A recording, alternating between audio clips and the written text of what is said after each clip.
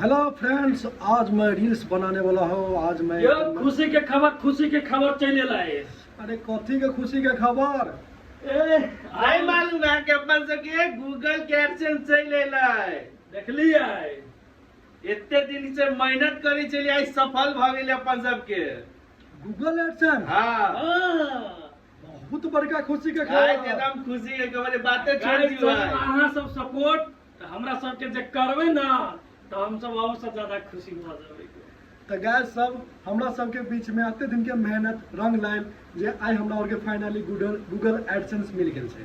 ते दुआरे अहाँ सबके एनाहिते प्यार भाव बनल रहे हमरा सबके ऊपर, बस इहे कामना चाहे छी। अहाँ सब एनाहिते चैनल के लाइक सब्सक्राइब करते रहो, व्यू एनाहिते देखते रहो।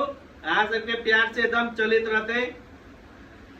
मगर अब ये बात है कि अब एनाहिते खुशी के खबर नया नया हमहूँ सब बहुत जल्दी अहाँ सबके बीच में लावे वाला छी।